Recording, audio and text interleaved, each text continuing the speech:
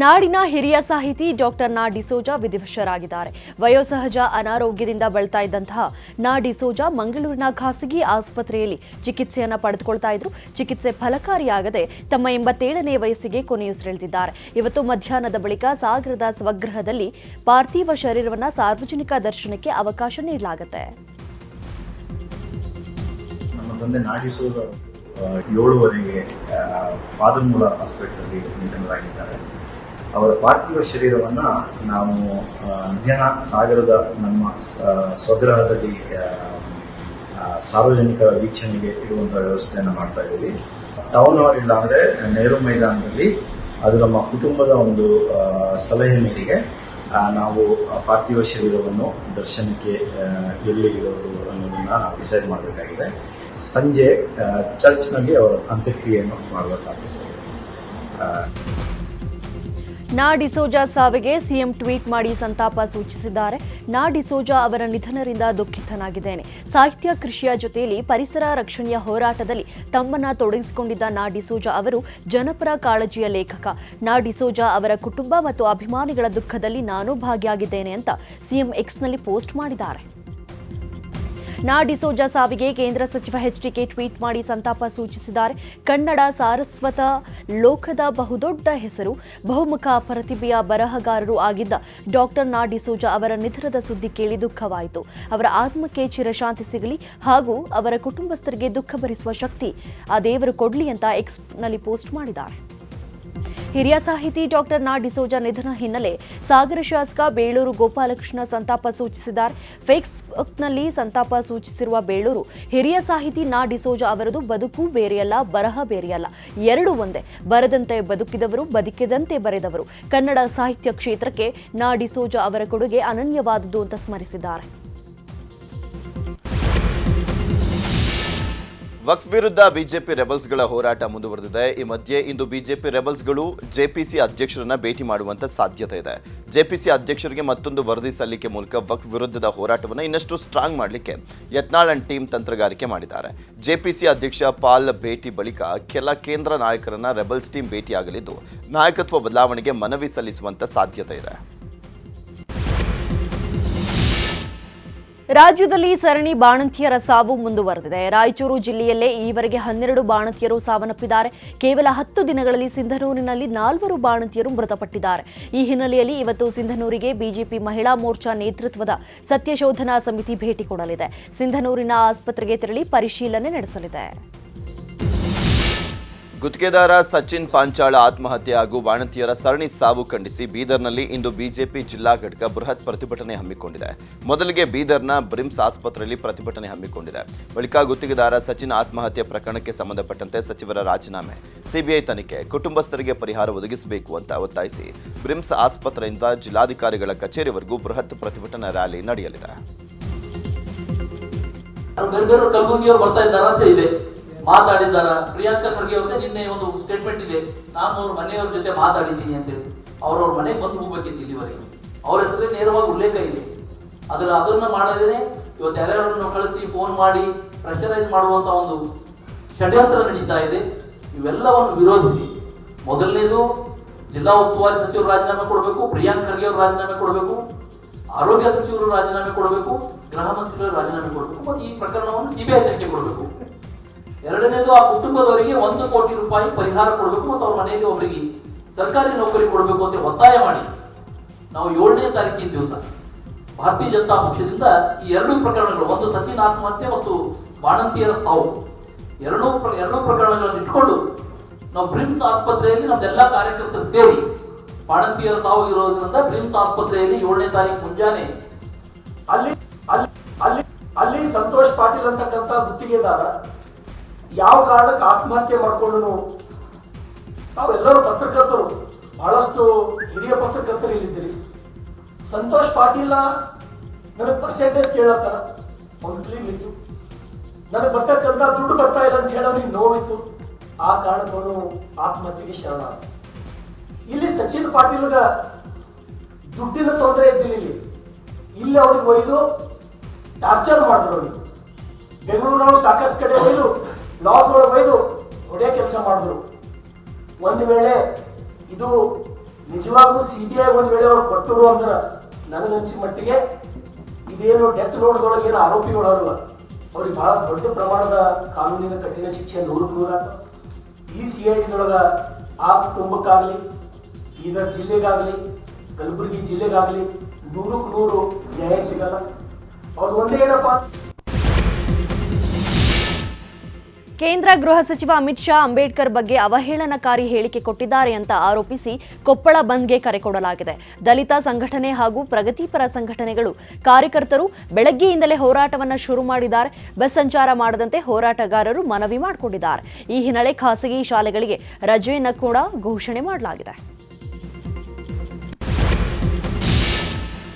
ರೇಣುಕಾಸ್ವಾಮಿ ಕೊಲೆ ಆರೋಪಿ ನಟ ದರ್ಶನ್ ಶುಕ್ರವಾರವೇ ಮೈಸೂರು ತೊರೆದು ಬೆಂಗಳೂರು ಸೇರಿದ್ದಾರೆ. ನಿನ್ನೆಯವರೆಗೂ ಮೈಸೂರಿನಲ್ಲಿ ಇರಲು ಕೋರ್ಟ್ ದರ್ಶನ್ಗೆ ಅನುಮತಿ ಕೊಟ್ಟಿತ್ತು. ಆದರೆ ದರ್ಶನ್ ಶುಕ್ರವಾರವೇ ಬೆಂಗಳೂರಿಗೆ ವಾಪಸ್ಸಾಗಿದ್ದಾರೆ. ಹೊಸಕೆರೆಹಳ್ಳಿಯಲ್ಲಿ ಇರುವಂತಹ ಪತ್ನಿ ವಿಜಯಲಕ್ಷ್ಮಿ ಅಪಾರ್ಟ್ಮೆಂಟ್ನಲ್ಲಿ ವಾಸವಾಗಿದ್ದಾರೆ. ಈಗ ಮತ್ತೆ ಮೈಸೂರಿಗೆ ತೆರಳಲು ಕೊಟ್ಟಿರುವಂತಹ ಅನುಮತಿ ಅವಧಿಯನ್ನು ವಿಸ್ತರಿಸುವಂತೆ ಕೋರ್ಟ್ಗೆ ಮನವಿ ಮಾಡಲು ದರ್ಶನ್ ಮುಂದಾಗಿದ್ದಾರೆ. ಈ ಸಂಬಂಧ ಈಗಾಗಲೇ ವಕೀಲರ ಜೊತೆ ಚರ್ಚೆ ಮಾಡಿದ್ದಾರಂತೆ. ಕೇಂದ್ರ ಸಚಿವ ಎಚ್.ಡಿ. ಕುಮಾರಸ್ವಾಮಿ ಕಾಂಗ್ರೆಸ್ ವಿರುದ್ಧ ಕಿಡಿಕಾರಿದ್ದಾರೆ. ಕಾಂಗ್ರೆಸ್ ಅವಧಿಯಲ್ಲಿ 60% ಲಂಚ ಪಡಿತಾ ಇದ್ದಾರೆ ಅನ್ನೋದನ್ನ ಕಾಂಗ್ರೆಸ್ ಕಾರ್ಯಕರ್ತರೇ ಒಪ್ಪಿಕೊಂಡಿದ್ದಾರೆ. ಮನೆ ಹಂಚಿಕೆಯಲ್ಲೂ ಲಂಚ ಪಡೆಯಲಾಗ್ತಾ ಇದೆ. ಈ ಮೊದಲು PDO ಲಂಚ ಪಡಿತಾ ಇದ್ದ, ಆದರೆ ಈಗ ವಿಧಾನಸೌಧದಲ್ಲಿ ಸಚಿವರೇ ಲಂಚ ಪಡಿತಾ ಇದ್ದಾರೆ. ಲೂಟಿ ಮಾಡೋದಕ್ಕೂ ಇತಿಮಿತಿ ಇಲ್ವಾ ಅಂತ HDK ಪ್ರಶ್ನೆ ಮಾಡಿದ್ದಾರೆ. ಈಗ ಪ್ರತಿಯೊಂದರಲ್ಲೂ ಫಿಕ್ಸ್ ಆಗೋಗಿದೆಯಲ್ಲ, ಅವರ ಪಕ್ಷದ ಗುತ್ತಿಗೆದಾರರೇ, ತುಮಕೂರಿನ ಯಾವುದೋ ಒಂದು ಅಸೋಸಿಯೇಷನ್ ಅವ್ರ ಪಕ್ಷದ ಕಾರ್ಯಕರ್ತರೆ 60% ದಾಟಿದೆ. ಅವರೇ ಎಷ್ಟೋ ಪರವಾಗಿರಲಿಲ್ಲ ಅಂತೇಳಿ ಹಿಂದಿನ ಸರ್ಕಾರದ ಬಗ್ಗೆ ಕಾಂಗ್ರೆಸ್ನ ಗುತ್ತಿಗೆದಾರರೇ ಸರ್ಟಿಫಿಕೇಟ್ ಕೊಡ್ತಾವ್ರೆ. ಹೋಗಲಿ, ಅದು ಕಾಂಟ್ರಾಕ್ಟ್ ತಗೋಬೇಕಾದ್ರೆ PWDನಲ್ಲೋ ಇರಿಗೇಷನಲ್ಲೋ ಮಾಡ್ಕೊತಿದ್ದು ಇವ್ರುಗಳು ಲೂಟಿ ಹೊಡೆಯೋದೊಂದು ಭಾಗ ಹೊಡಿತಿರೋದು. ಈಗ ಮನೆ ಹಂಚಿಕೆ ಮಾಡಬೇಕಾದ್ರೂ ದುಡ್ಡು ಕೊಡಬೇಕಂತೆ. ಹಿಂದೆ ಯಾವನೋ PDO ತಗೊಳ್ಳೋನು 1,20,000 ರೂಪಾಯಿಗೆ ಕಮಿಷನ್ ಅಲ್ಲಿ ಆ ಊರು ಹಳ್ಳಿಲಿ ಆ PDO ಇರೋನು ತಗೊಳ್ಳೋನು. ಈಗ ವಿಧಾನಸೌಧದಲ್ಲೇ ಶುರು ಆಗೋಯ್ತು. ಈಗ ಮಂತ್ರಿಗಳಿಗೆ ಕೊಟ್ಟು ಮನೆ ರಿಲೀಸ್ ಮಾಡಿಸ್ಕೋಬೇಕು. ಇನ್ನು ಹಲವಾರು ಇಲಾಖೆನಲ್ಲಿ ದುಡ್ಡು ತರಬೇಕಾದ್ರೆ ಮೊದಲು ಪರ್ಸೆಂಟೇಜು ಮಂತ್ರಿ ಕೊಟ್ಟು ಆಮೇಲೆ ದುಡ್ಡು ರಿಲೀಸ್ ಆಗಬೇಕು. ಪ್ರತಿ ಇಲಾಖೆಯಲ್ಲಿ ಫಿಕ್ಸ್ ಮಾಡ್ಕೊಂಡಿದ್ದೀರಿ. ಜಗಜ್ಜಾಹಿರ ಇದು ಎಲ್ಲಿದೆ? ಕುಮಾರಸ್ವಾಮಿ ಕಾಲದಲ್ಲಿ ಮಾಡ್ತಿರೋ ಅದಕ್ಕೆ ಹೇಳ್ತಾರೆ, ಇದು ಹೇಳ್ತವೆ. ಮಾನ ಮರ್ಯಾದೆ ಇದೆ ಅವರಿಗೆ. ಇನ್ನು ಬಸ್ ದರ ಏರಿಕೆ ಬಗ್ಗೆಯೂ ಕೂಡ ಮಾತನಾಡಿರುವಂಥ HDK, ಗ್ಯಾರಂಟಿ ಯೋಜನೆ ನಿಲ್ಲಿಸಲಿಕ್ಕೆ ಸರ್ಕಾರ ಕಾರಣ ಹುಡುಕ್ತಾ ಇದೆ. ಜನರಿಂದಲೇ ಕಿತ್ತು ಮತ್ತೆ ಜನರಿಗೆ ಕೊಡುವಂಥ ಕೆಲಸ ಸರ್ಕಾರ ಮಾಡಬಾರ್ದು. ದಿನಕ್ಕೆ 10 ರೂಪಾಯಿ ಏರಿಕೆ ಆದರೂ ಜನರಿಗೆ ಕಷ್ಟವೇ ಅಂತ HDK ಕಿಡಿಕಾರಿದ್ರು. ನಿನ್ನೆ ಮಧ್ಯರಾತ್ರಿಯಿಂದ ಸಾರಿಗೆ ದರವನ್ನು ಏರಿಕೆ ಮಾಡಿರ್ತಕ್ಕಂಥದ್ದೇನಿದೆ, ಇದು ಇವತ್ತಿನ ಒಂದು ಪ್ರಕರಣ ಆದರೂ ಈ ಸರ್ಕಾರ ಜನಸಾಮಾನ್ಯರ ಒಂದು ಬದುಕಿನ ಜೊತೆ ಚೆಲ್ಲಾಟ ಆಡ್ತಾ ಇದ್ದಾರೆ. ಬಸ್ನಲ್ಲಿ ಪ್ರತಿನಿತ್ಯ ಓಡಾಡೋರು ಶ್ರೀಮಂತ ವರ್ಗದ ಜನ ಅಲ್ಲ, ಇಲ್ಲ ಮಂತ್ರಿಗಳ ಮಕ್ಕಳು, ಮಂತ್ರಿಗಳ ಕುಟುಂಬದವರು ಓಡಾಡೋದಲ್ಲ. ಬಸ್ಗಳಲ್ಲಿ ಪ್ರತಿನಿತ್ಯ ಪ್ರಯಾಣ ಮಾಡೋರು ಕೂಲಿ ಕಾರ್ಮಿಕರು, ರೈತರು, ಶ್ರಮಜೀವಿಗಳು ಇವತ್ತು ಬಸ್ನಲ್ಲಿ ಪ್ರಯಾಣ ಮಾಡ್ತಾರೆ. ಇಂಥ ಒಂದು ಆ ವರ್ಗದ ಜನರ ಬದುಕಿನ ಜೊತೆ 15% ಇವತ್ತು ಏರಿಕೆ ಮಾಡಿ ಬಸ್ ದರವನ್ನು ಯಾವ ಸಾಧನೆ ನೀವು ಮಾಡಲಿಕ್ಕೆ ಹೊರಟಿದ್ದೀರಿ? ಇವತ್ತು ಈ ರೀತಿ ಬೆಲೆ ಏರಿಕೆ 100 ರೂಪಾಯಿ 150 ರೂಪಾಯಿ ಇವತ್ತು ಪ್ರಯಾಣ ಮಾಡಬೇಕಾದ್ರೆ ಜಾಸ್ತಿ ಕೊಟ್ಟು, ಇಲ್ಲ ಸಿಟಿಗಳಲ್ಲಿ 3-5 ರೂಪಾಯಿ ಇವತ್ತು ಕೊಡ್ತಕ್ಕಂಥದ್ದು ಇದೆಯಲ್ಲ, ಅವನು ಒಂದು ದಿನಕ್ಕೆ ಒಂದು ಜರ್ನಿ ಹೋಗಬೇಕಾದ್ರೆ 3 ರೂಪಾಯಿ 5 ರೂಪಾಯಿ, ಬರಬೇಕಾದ್ರೆ ಮತ್ತು 3 ರೂಪಾಯಿ 5 ರೂಪಾಯಿ ಸಿಟಿಗಳಲ್ಲೂ. ಅಂದರೆ ದಿನಕ್ಕೆ ಅವ್ರಿಗೆ 10 ರೂಪಾಯಿ ಖರ್ಚು, ತಿಂಗಳಿಗೆ ಎಷ್ಟಾಯಿತು? ಆ ಕುಟುಂಬದ ಪರಿಸ್ಥಿತಿ ಏನಾಗಬೇಕು? ನಿನ್ನೆ ಮಧ್ಯರಾತ್ರಿಯಿಂದ ರಾಜ್ಯ ಸರ್ಕಾರದಲ್ಲಿ 60% ಕಮಿಷನ್ ತಗುತ್ತಿದ್ದಾರೆ ಎಂಬ ಕೇಂದ್ರ ಸಚಿವ ಎಚ್.ಡಿ. ಕುಮಾರಸ್ವಾಮಿ ಹೇಳಿಕೆಗೆ ಸಿಎಂ ತಿರುಗೇಟು ಕೊಟ್ಟರು. ದಾವಣಗೆರೆಯಲ್ಲಿ ಮಾತನಾಡಿದ ಸಿಎಂ, HDK ಬಳಿ ದಾಖಲೆಗಳಿದ್ರೆ ದಾಖಲೆ ಸಮೇತ ಸಾಬೀತು ಮಾಡಲಿ, ಅವರ ಆರೋಪವನ್ನ ದಾಖಲೆ ಸಮೇತ ಪ್ರೂವ್ ಮಾಡಲಿ ಅಂತ ಸವಾಲು ಹಾಕಿದ್ರು.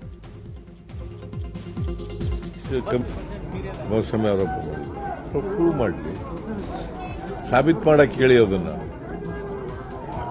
ಸಾಬೀತು ಮಾಡಕ್ಕೆ ಹೇಳಿ. 60%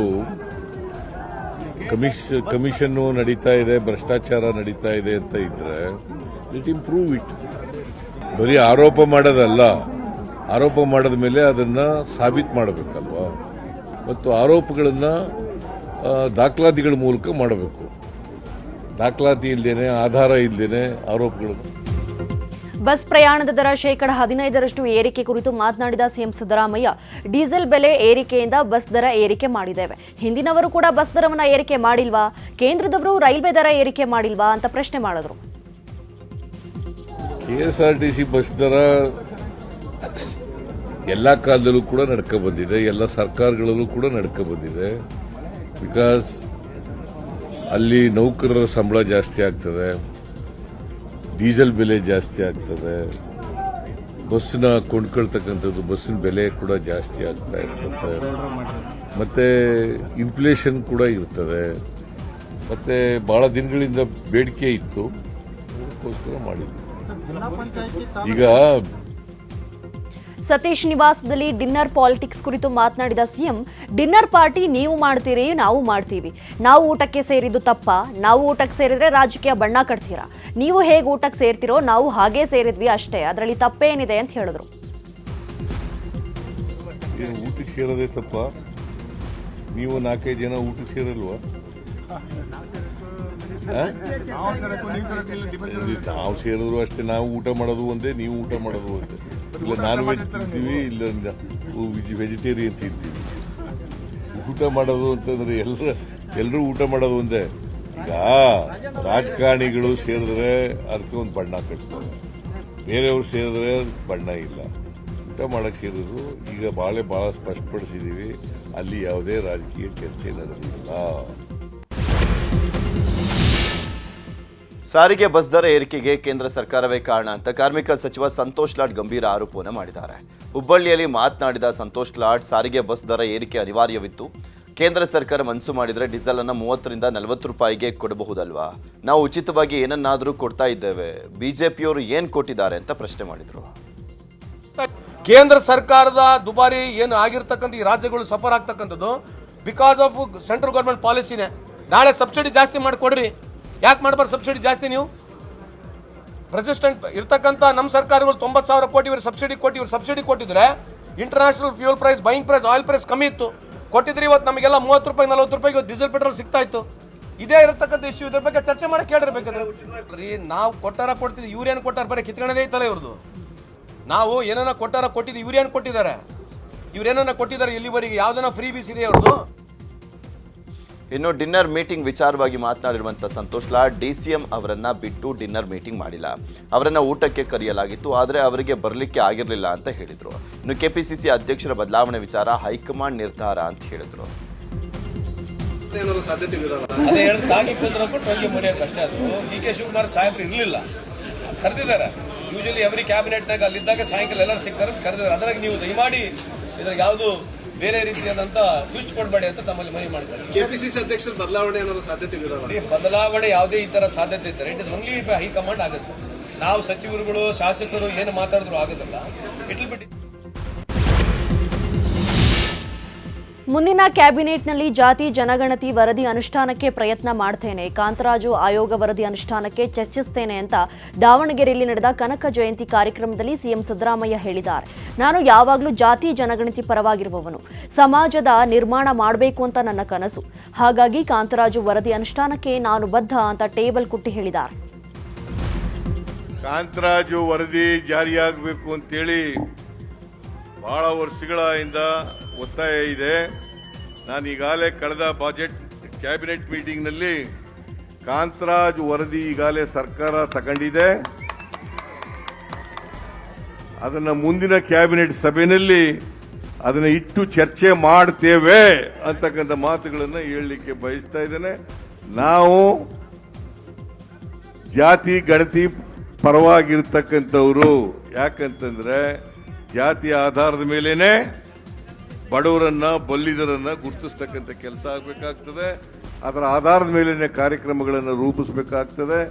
ಅದಕ್ಕೋಸ್ಕರ ಸಮಾಜದಲ್ಲಿ ಸಮಾನತೆಯನ್ನು ತರಬೇಕಾದ್ರೆ ಇವೆಲ್ಲ ಅತ್ಯಂತ ಅವಶ್ಯ ಅಂತಕ್ಕಂಥ ಮಾತುಗಳನ್ನು ಹೇಳಿ ನಮ್ಮ ಸರ್ಕಾರ ಜಾತಿ ಗಣತಿ ಪ್ರಕಾರ ಏನೀಗ ಕಾಂತರಾಜ್ ಅವರ ವರದಿ ಇದೆ, ಆ ವರದಿಯನ್ನು ಅನುಷ್ಠಾನ ಮಾಡಲಿಕ್ಕೆ ಪ್ರಾಮಾಣಿಕ ಪ್ರಯತ್ನವನ್ನು ಮಾಡ್ತೇವೆ. ಇನ್ನು ಕಾರ್ಯಕ್ರಮದಲ್ಲಿ ಮಾತನಾಡಿದ ಸಚಿವ ಭೈರತಿ ಸುರೇಶ್, ಸಿಎಂ ಸಿದ್ದರಾಮಯ್ಯ ಪರ ಬ್ಯಾಟ್ ಬೀಸಿದ್ದಾರೆ. ಇನ್ನು 3.5 ವರ್ಷಗಳ ಕಾಲ ನಿಮ್ಮ ಸಿದ್ದರಾಮಯ್ಯನವರೇ ಸಿಎಂ ಆಗಿರ್ತಾರೆ. ಅಹಿಂದ ಸಮಾಜಕ್ಕೆ ಬೇಕಾದ ಎಲ್ಲ ಅಭಿವೃದ್ಧಿ ಕೆಲಸಗಳು ಮಾಡೋದಕ್ಕೆ ನಮ್ಮ ಸರ್ಕಾರ ಬದ್ಧ ಅಂತ ಹೇಳಿದ್ರು. ಮುಂದಿನ ದಿವಸಗಳಲ್ಲಿ ಈ ರಾಜ್ಯದಲ್ಲಿ ಹಲವಾರು ಸಂಘ ಸಂಸ್ಥೆಗಳ ಮುಖಾಂತರ ಯಾವುದೇ ಅಹಿಂದ ಹಾಸ್ಟೆಲ್ಗಳಾಗಲಿ, ಸ್ಕೂಲ್ಗಳಾಗಲಿ, ಇವುಗಳನ್ನೆಲ್ಲ ಮಾಡಬೇಕು ಅಂತ ಹೇಳಿ ಸಿದ್ದರಾಮಯ್ಯನವರ ಆಶೆ ಆಗಿರ್ತದೆ. ಇನ್ನು ರಾಜ್ಯ ದಲಿತ ಹಿಂದುಳಿದ ಅಲ್ಪಸಂಖ್ಯಾತ ಸಮಿತಿಯಿಂದ ಬೆಂಗಳೂರಿನ ಫ್ರೀಡಂ ಪಾರ್ಕ್ನಲ್ಲಿ ಸಂವಿಧಾನ ದಿನಾಚರಣೆ ಕಾರ್ಯಕ್ರಮ ನಡೆಯಿತು. ಕಾರ್ಯಕ್ರಮದಲ್ಲಿ ಮಾತನಾಡಿರುವಂತಹ ಮಾಜಿ ಸಿಎಂ ಬಿಎಸ್ ಯಡಿಯೂರಪ್ಪ, ನಮ್ಮ ಸಂವಿಧಾನ ಅತ್ಯಂತ ಶ್ರೇಷ್ಠ ಸಂವಿಧಾನ. ಸಂವಿಧಾನದ ಅಮೃತ ಮಹೋತ್ಸವದ ಸಂದರ್ಭದಲ್ಲಿ ನಾವಿದ್ದೇವೆ. ಅನ್ಯಾಯದ ವಿರುದ್ಧ ಪ್ರತಿಭಟಿಸುವಂತಹ ಹಕ್ಕನ್ನ ಸಂವಿಧಾನ ನಮಗೆ ಕೊಟ್ಟಿದೆ. ಎಲ್ಲರೂ ಸಂವಿಧಾನ ಮೌಲ್ಯ ಎತ್ತಿ ಹಿಡಿಯೋಣ ಅಂತ ಹೇಳಿದ್ರು. ಅನ್ಯಾಯದ ವಿರುದ್ಧ ಧ್ವನಿ ಎತ್ತುವ, ಪ್ರತಿಭಟಿಸುವ ಹಕ್ಕನ್ನ ನಮ್ಮ ಸಂವಿಧಾನವೇ ನಮಗೆ ಕೊಟ್ಟಿದೆ. ಸಂವಿಧಾನದ ಮೌಲ್ಯಗಳ ಸಂರಕ್ಷಣೆಗೆ ನಾವು ಧ್ವನಿ ಎತ್ತಬೇಕಾಗಿದೆ. ನಮ್ಮ ಸಂವಿಧಾನಕ್ಕೆ ಎದುರಾಗಿರುವ ಸವಾಲುಗಳನ್ನು ಮೆಟ್ಟಿ ನಿಂತು ನಾವು ಸಂವಿಧಾನಿಕ ಮೌಲ್ಯಗಳ ಬಗ್ಗೆ ಜನರಿಗೆ ಅರಿವು ಮೂಡಿಸಬೇಕಾಗಿದೆ. ನಮ್ಮ ಸಂವಿಧಾನವೇ ನಮ್ಮ ಧರ್ಮ. ನಮ್ಮ ಪ್ರಜಾಪ್ರಭುತ್ವದ ಮೂಲ ಸಿದ್ಧಾಂತಗಳನ್ನ ರಕ್ಷಿಸುವಂತಹ ಹೊಣೆಯನ್ನ ಪ್ರತಿಯೊಬ್ಬ ಪ್ರಜೆ ಹೊರಲೇಬೇಕಾಗಿದೆ. ಇನ್ನು ಪರಿಷತ್ ವಿಪಕ್ಷ ನಾಯಕ ಚಲವಾದಿ ನಾರಾಯಣಸ್ವಾಮಿ ಮಾತನಾಡಿ, ಅಂಬೇಡ್ಕರ್ ಪಟ್ಟಿರುವಂತಹ ಶ್ರಮದಿಂದ ನಾವೀಗ ಬದುಕ್ತಾ ಇದ್ದೇವೆ. ಮೀಸಲಾತಿ ನಮಗೆ ಭಿಕ್ಷೆ ಅಲ್ಲ, ಅದು ನಮ್ಮ ಹಕ್ಕು. ಕಾಂಗ್ರೆಸ್ ಅಂಬೇಡ್ಕರ್ ಅನ್ನ ಗೌರವಿಸಿಯೇ ಇಲ್ಲ. ಈಗ ಅಂಬೇಡ್ಕರ್ ಫೋಟೋ ಹಿಡಿದುಕೊಂಡು ಓಡಾಡ್ತಿದ್ದಾರೆ ಅಂತ ಹೇಳಿದ್ರು. ಬೆಳಗಾವಿಯಲ್ಲಿ ಪೊಲೀಸರು ಜೀಪಿನಲ್ಲಿ ತಮ್ಮನ್ನ ಸುತ್ತಾಡಿಸಿದ ಕೇಸ್ ಸಂಬಂಧ ಸಿಟಿ ರವಿ ರಾಷ್ಟ್ರೀಯ ಮಾನವ ಹಕ್ಕುಗಳ ಆಯೋಗಕ್ಕೆ ಪತ್ರವನ್ನ ಬರೆದಿದ್ದಾರೆ, ದೂರು ಕೊಟ್ಟಿದ್ದಾರೆ. 13 ಪುಟಗಳ ಸುದೀರ್ಘ ದೂರು ನೀಡಿರುವ ಸಿಟಿ ರವಿ ಕಾನೂನು ಬಾಹಿರ ಬಂಧನ, ಕಿಡ್ನಾಪ್, ನಕಲಿ ಎಫ್ಐಆರ್, ಕಸ್ಟಡಿ ಟಾರ್ಚರ್, ತಲೆಗೆ ರಕ್ತ ಬಂದಿರುವ ವಿಚಾರವನ್ನು ದೂರಿನಲ್ಲಿ ಉಲ್ಲೇಖ ಮಾಡಿದ್ದಾರೆ. ಡಿಜಿ ಮತ್ತು ಐಜಿಪಿ, ಬೆಳಗಾವಿ ಪೊಲೀಸ್ ಆಯುಕ್ತರು ಯಡಮಾಟೀನ್, ಎಸ್ಪಿ ಭೀಮಾಶಂಕರ್ ಗುಳೇದ್ ಘಟನೆಗೆ ನೇರವಾಗಿ ಕಾರಣ ಅಂತ ಉಲ್ಲೇಖ ಮಾಡಿದ್ದಾರೆ. ಸಿಎಂ, ಡಿಸಿಎಂ, ಗೃಹ ಸಚಿವರು, ಸಚಿವೆ ಲಕ್ಷ್ಮೀ ಹೆಬ್ಬಾಳ್ಕರ್, ಎಂಎಲ್ಸಿ ಚನ್ನರಾಜ ಹಟ್ಟಿಹೊಳಿ, ಬಸನಗೌಡ ಅವರು ಹೆಸರನ್ನ ಕೂಡ ದೂರಿನಲ್ಲಿ ಉಲ್ಲೇಖ ಮಾಡಿದ್ದಾರೆ. ಸಿಟಿ ರವಿ ವಿರುದ್ಧ ಮತ್ತೊಮ್ಮೆ ಸಭಾಪತಿಗೆ ಲಕ್ಷ್ಮೀ ಹೆಬ್ಬಾಳ್ಕರ್ ದೂರನ್ನು ಕೊಟ್ಟಿದ್ದಾರೆ. ಇದೇ ವಿಚಾರವಾಗಿ ಬೆಳಗಾವಿಯಲ್ಲಿ ಮಾತನಾಡಿರುವಂತಹ ಸಭಾಪತಿ ಬಸವರಾಜ ಹೊರಟ್ಟಿ, ಪರಿಷತ್ ಒಳಗೆ ಸಿಐಡಿಗೆ ಸ್ಥಳ ಮಹಾಜರಿಗೆ ಅವಕಾಶ ಕೊಡಲ್ಲ ಅಂತ ಪರೋಕ್ಷವಾಗಿ ಹೇಳಿದ್ದಾರೆ. ಸಿಐಡಿ ಅವರು ಯಾವ ರೀತಿ ಸ್ಥಳ ಮಹಾಜರು ಮಾಡ್ತಾರೆ ಅಂತ ಹೇಳಬೇಕಾಗಿತ್ತು. ಅಲ್ಲೇನು ಕುರ್ಚಿ ಅಥವಾ ಟೇಬಲ್ ಸ್ಥಳ ಮಹಾಜರು ಮಾಡ್ತಾರೋ ಅಥವಾ ಸದನಕ್ಕೆ ಕರೆದುಕೊಂಡು ಬಂದು ಮಾಡ್ತಾರೋ ಅನ್ನೋದನ್ನ ಹೇಳಬೇಕು. ಎಲ್ಲ ಮಾಹಿತಿ ನೀಡಬೇಕಾಗುತ್ತೆ ಅಂತ ಹೇಳಿದರು. ರಾಯಚೂರಿನ ಸಿಂಧನೂರಿನಲ್ಲಿ ಜೆಡಿಎಸ್ ಯುವ ಘಟಕದ ಅಧ್ಯಕ್ಷ ನಿಖಿಲ್ ಕುಮಾರಸ್ವಾಮಿ ಮಾತನಾಡಿದ್ದಾರೆ. ಇತ್ತೀಚೆಗೆ ಕೆಲವು ವಿರೋಧಿಗಳು ಕುಮಾರಣ್ಣ ಏನ್ ಮಾಡಿದ್ರು ಅಂತ ಕೇಳ್ತಿದ್ದಾರೆ. ಕುಮಾರಣ್ಣ ಸಿಎಂ ಆಗಿದಾಗ ಎಲ್ಲಾ ರೈತರಿಗೂ ಸಾಲ ಮನ್ನಾ ಮಾಡಿದ್ರು. ಸಾಲದ ಭಾರದಿಂದ ಅನೇಕ ರೈತರು ಆತ್ಮಹತ್ಯೆ ಮಾಡಿಕೊಂಡ್ರು. ಅತಿ ಹೆಚ್ಚು ರೈತರು ಮೃತಪಟ್ಟಿರುವ ನಿರ್ದೇಶನ ಕೂಡ ಇದೆ. ಇದೇ ಕಾರಣಕ್ಕೆ ಕುಮಾರಣ್ಣ ಜಾತಿ ಭೇದ ಭಾವ ಮಾಡದೆ ಎಲ್ಲಾ ರೈತರ ಸಂಪೂರ್ಣ ಸಾಲ ಮನ್ನಾ ಮಾಡಿದ್ದಾರೆ. ಅದನ್ನ ಯಾರೂ ಅಳಿಸಲು ಆಗಲ್ಲ ಅಂತ ಹೇಳಿದ್ದಾರೆ. ಬಂಡೀಪುರದ ಭೀಮಾ ಅಂತ ಪ್ರಸಿದ್ಧಿಯಾಗಿರುವಂತಹ ಹುಲಿ ಸಫಾರಿಗೆ ತಳ್ಳಿದಂಥ ಪ್ರವಾಸಿಗರಿಗೆ ದರ್ಶನ ನೀಡಿದೆ. ಭಾರೀ ಗಾತ್ರದ ಭೀಮಾ ಹುಲಿಯನ್ನ ಕಂಡು ಸಫಾರಿ ತಳ್ಳಿದಂಥ ಪ್ರವಾಸಿಗರು ಸಂತಸಗೊಂಡರು. ಹುಲಿ ಸಂಚಾರದ ದೃಶ್ಯವನ್ನ ಪ್ರವಾಸಿಗರು ತಮ್ಮ ಕ್ಯಾಮೆರಾದಲ್ಲಿ ಸೆರೆ ಹಿಡಿದು ಸಾಮಾಜಿಕ ಮಾಧ್ಯಮದಲ್ಲಿ ಹರಿಬಿಟ್ಟಿದ್ದಾರೆ. ಯಾದಗಿರಿ ಜಿಲ್ಲೆಯ ರಾಂಪುರ ಗ್ರಾಮದಲ್ಲಿ ಶುದ್ಧ ಕುಡಿಯುವ ನೀರಿನ ಘಟಕ ಉದ್ಘಾಟನೆ ಮಾಡುವಂತೆ ಆಗ್ರಹಿಸಿ ಖಾಲಿ ಕೊಡ ಹಿಡಿದು ಜನರು ಪ್ರತಿಭಟನೆ ನಡೆಸಿದರು. ಈ ಬಗ್ಗೆ ನ್ಯೂಸ್ 18 ವರದಿ ಬಿತ್ತರ ಮಾಡಿದ ಬೆನ್ನಲ್ಲೇ ಅಧಿಕಾರಿಗಳು ಗ್ರಾಮಕ್ಕೆ ಭೇಟಿ ಕೊಟ್ಟಿದ್ದಾರೆ. ಕೆಟ್ಟು ನಿಂತಿರುವ ಆರ್ಒ ಪ್ಲಾಂಟ್ಗೆ ದುರಸ್ತಿಗೆ ಮುಂದಾಗಿದ್ದಾರೆ. ತಾಲೂಕು ಪಂಚಾಯತ್ ಇಒ ಭೇಟಿ ಕೊಟ್ಟು ಪರಿಶೀಲಿಸಿ ನೀರಿನ ಟ್ಯಾಂಕ್ ಸಹ ಶೀಘ್ರದಲ್ಲೇ ಉದ್ಘಾಟನೆ ಮಾಡುವ ಭರವಸೆ ಕೊಟ್ಟಿದ್ದಾರೆ. ಬಿಹಾರ ನಾಗರಿಕ ಸೇವೆಗಳ ಪರೀಕ್ಷೆಗಳನ್ನು ರದ್ದುಗೊಳಿಸುವಂತೆ ಆಗ್ರಹಿಸಿ ಪಾಟ್ನಾದಲ್ಲಿ ಭಾರೀ ಪ್ರತಿಭಟನೆ ಮಾಡಲಾಗ್ತಾ ಇದೆ. ವಿದ್ಯಾರ್ಥಿಗಳ ಪ್ರತಿಭಟನೆಗೆ ಜನ ಸುರಾಜ್ಯ ಸಂಸ್ಥಾಪಕ ಪ್ರಶಾಂತ್ ಕಿಶೋರ್ ಸಾಥ್ ಕೊಟ್ಟಿದ್ದು ಕಳೆದ ಕೆಲ ದಿನಗಳಿಂದ ಉಪವಾಸ ಸತ್ಯಾಗ್ರಹವನ್ನು ಮಾಡ್ತಾ ಇದ್ದಾರೆ. ಈ ಹಿನ್ನೆಲೆಯಲ್ಲಿ ಪಾಟ್ನಾ ಪೊಲೀಸರು ಸತ್ಯಾಗ್ರಹ ಮಾಡ್ತಾ ಇದ್ದಂಥ ಪ್ರಶಾಂತ್ ಕಿಶೋರ್ ಗಾಂಧಿ ಮೈದಾನದಿಂದ ಬಂಧಿಸಿ ಕರೆದೊಯ್ದಿದ್ದಾರೆ. ಜಾಮ್ನಗರ್ ರಿಫೈನರಿಯ 25ನೇ ವಾರ್ಷಿಕೋತ್ಸವ ನಡೀತಾ ಇದೆ. ಈ ಕಾರ್ಯಕ್ರಮದಲ್ಲಿ ರಿಲಯನ್ಸ್ ಫೌಂಡೇಶನ್ನ ಸಂಸ್ಥಾಪಕರು ಹಾಗೂ ಚೇರ್ಪರ್ಸನ್ ಆದ ಶ್ರೀಮತಿ ನೀತಾ ಅಂಬಾನಿಯವರು ಪಾಲ್ಗೊಂಡಿದ್ದರು. ರಿಫೈನರಿಗಾಗಿ ಸುದೀರ್ಘ ಸೇವೆ ಸಲ್ಲಿಸಿದ ಸಿಬ್ಬಂದಿಯನ್ನು ಶ್ಲಾಘಿಸಿದರು. ಸಿಬ್ಬಂದಿ ಕುಟುಂಬದೊಂದಿಗೆ ಸಂತಸ ಹಂಚಿಕೊಂಡರು. ವಿಜಯ್ ಹಜಾರೆ ಟ್ರೋಫಿಯಲ್ಲಿ ಕರ್ನಾಟಕ ತಂಡ 6ನೇ ಜಯವನ್ನು ದಾಖಲಿಸಿದೆ. ಟೂರ್ನಿಯಲ್ಲಿ ಈವರೆಗೂ 7 ಪಂದ್ಯಗಳನ್ನಾಡಿರುವಂತಹ ಮಯಾಂಕ್ ಅಗರ್ವಾಲ್ ನೇತೃತ್ವದ ಕರ್ನಾಟಕ ತಂಡ 6 ಪಂದ್ಯಗಳಲ್ಲಿ ಗೆಲುವನ್ನು ಸಾಧಿಸಿದೆ. ನಿನ್ನೆ ನಡೆದಂಥ ನಾಗಾಲ್ಯಾಂಡ್ ವಿರುದ್ಧದ ಪಂದ್ಯದಲ್ಲೂ ಕೂಡ ಕರ್ನಾಟಕ ತಂಡ 9 ವಿಕೆಟ್ಗಳ ಜಯವನ್ನು ದಾಖಲಿಸಿದೆ. ಈ ಮೂಲಕ ಅಂಕಪಟ್ಟಿಯಲ್ಲಿ ಅಗ್ರಸ್ಥಾನದಲ್ಲಿದ್ದಂಥ ಟೀಮ್ ನೇರವಾಗಿ ಕ್ವಾರ್ಟರ್ ಫೈನಲ್ಗೆ ಎಂಟ್ರಿ ಪಡೆದಿದೆ. ಟೀಂ ಇಂಡಿಯಾದ ಬೌಲರ್ ಮೊಹಮ್ಮದ್ ಸಿರಾಜ್ ಟೆಸ್ಟ್ ಕ್ರಿಕೆಟ್ನಲ್ಲಿ 100 ವಿಕೆಟ್ ಪಡೆದ ದಾಖಲೆಯನ್ನು ನಿರ್ಮಿಸಿದ್ದಾರೆ. ಸಿಡ್ನಿಯಲ್ಲಿ ನಡೆದ ಆಸ್ಟ್ರೇಲಿಯಾ ವಿರುದ್ಧದ 5ನೇ ಟೆಸ್ಟ್ ಪಂದ್ಯದಲ್ಲಿ ಸಿರಾಜ್ 4 ವಿಕೆಟ್ ಕಬಳಿಸಿದರು. ಈ 4 ವಿಕೆಟ್ಗಳೊಂದಿಗೆ ಸಿರಾಜ್ ಟೆಸ್ಟ್ ಕ್ರಿಕೆಟ್ನಲ್ಲಿ 100 ವಿಕೆಟ್ಗಳ ಸಾಧನೆ ಮಾಡಿದರು. 2020ರಲ್ಲಿ ಟೆಸ್ಟ್ ಕ್ರಿಕೆಟ್ಗೆ ಪಾದಾರ್ಪಣೆ ಮಾಡಿದ ಸಿರಾಜ್ ಈವರೆಗೆ 36 ಟೆಸ್ಟ್ ಮ್ಯಾಚ್ ಆಡಿದ್ದಾರೆ.